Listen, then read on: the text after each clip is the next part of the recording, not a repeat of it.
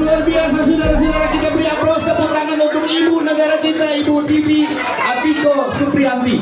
Dan selamat datang juga Bapak Rio Dono Kamil, luar biasa sudah hadir di tengah-tengah jalan roda ini, luar biasa. Dan komunitas ibu-ibu UMKM yang ada di Kecamatan Singkil khususnya Kota Manado.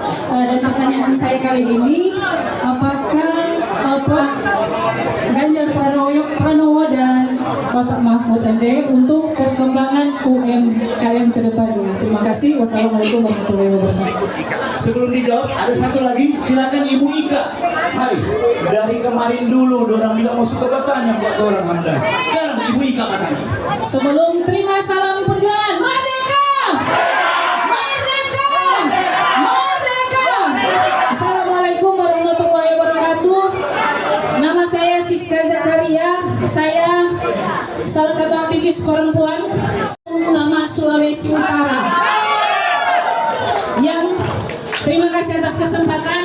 Pertanyaan saya pada sore hari ini adalah bagaimana cara calon presiden nomor 3 Bapak Ganjar Pranowo dan Bapak Mahfud MD dalam menunjang pendidikan gratis bagi masyarakat miskin. Mungkin hanya itu. Wallahul muwaffiq ila aqwamit thoriq. Assalamualaikum warahmatullahi wabarakatuh. Iya, waalaikumsalam. Langsung saja Ibu negara kita akan Langsung saya coba jawab. Yang pertama terkait dengan produk unggulan dari UMKM untuk jadi program Ganjar Mahfud ya.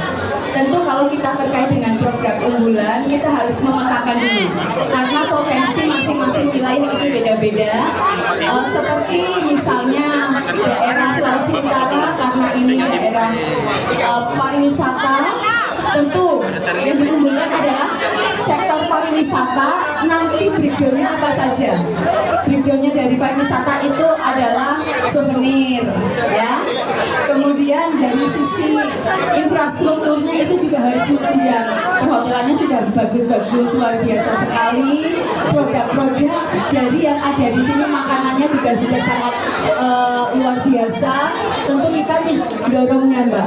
Tinggal mendorong dan bagaimana keberpihakan dari pemerintah kepada UMKM yang ada.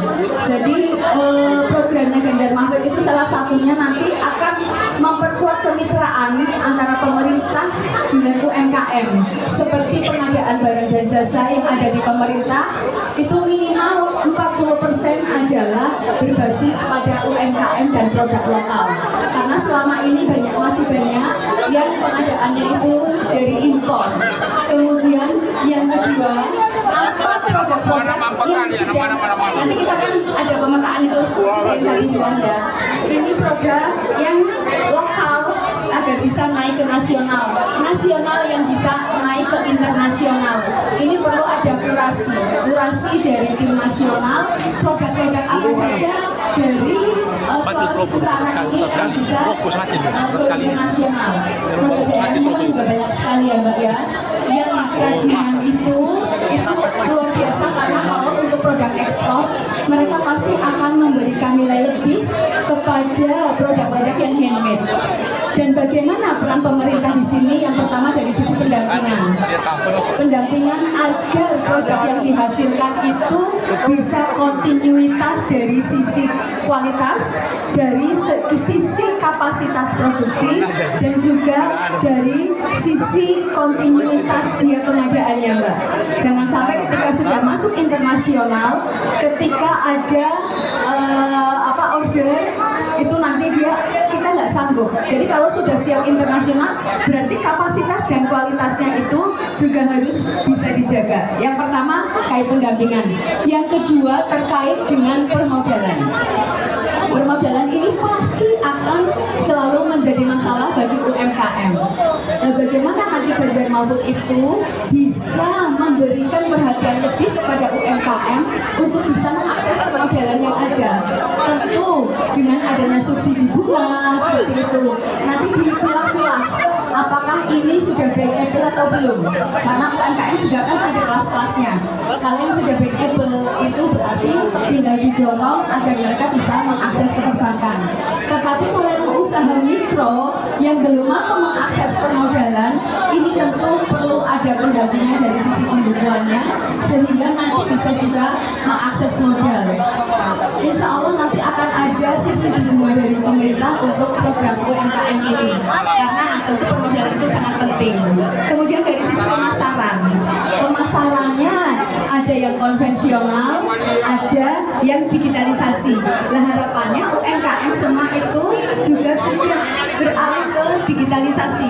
Karena ketika saya ke lapangan, baik yang di Jawa maupun yang di Sumatera itu banyak UMKM yang tradisional itu agak kesulitan, agak gagap untuk mulai switch ke digitalisasi. Konvensionalnya tetap, misalnya ikut pameran, kemudian penjualan secara langsung, ya mungkin punya outlet, itu ya yang tadi bertanya. Yang kedua terkait dengan pendidikan. Ada tiga lah ya, tiga jangan dua. Yang pertama untuk akses bagi masyarakat berpenghasilan rendah atau masyarakat yang kurang mampu, tetapi anaknya ingin kerja secepatnya. Ini dibuka vokasi SMK. Ini sudah diterapkan di Jawa Tengah dan ini lulusannya 100% langsung bekerja atau dia ada juga yang naik ke perguruan tinggi. Ini namanya kalau di Jawa Tengah itu SMK Jawa Tengah. Sistem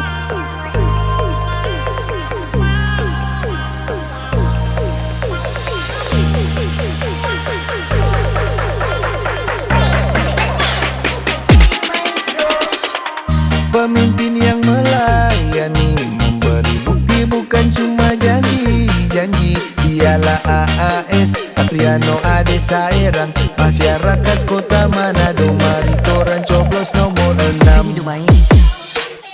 For DPRD Provinsi Sulu, Apriano Ade Sairang, ndak mau lupa.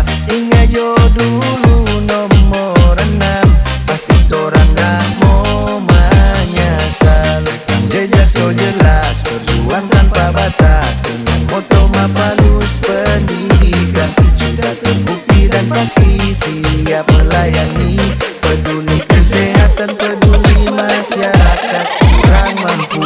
Jangan lupa nomor 6 Apriano Sairang.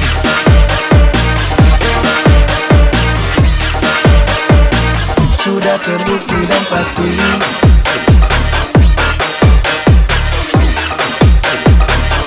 Apriano Sairang.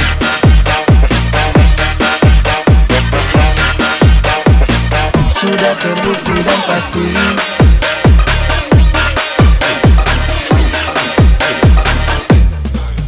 jangan lupa nomor 6 Ade Sairang. Dia religius dan murah hati, itulah AAS Apriano Ade Sairang. Jangan lupa coblos nomor 6 for DPRD Sulut, for Manado yang lebih hebat dan sejahtera. Orang yakin orang gas, for AAS gas, kulit tak usah ragu. Apriano Ade Sairang nomor urut 6, rekam jejak so jelas, perjuang tanpa batas, dengan moto Mapalus pendidikan. Sudah terbukti dan pasti siap melayani, peduli kesehatan, peduli masyarakat kurang mampu. Torang deng adik Sairang.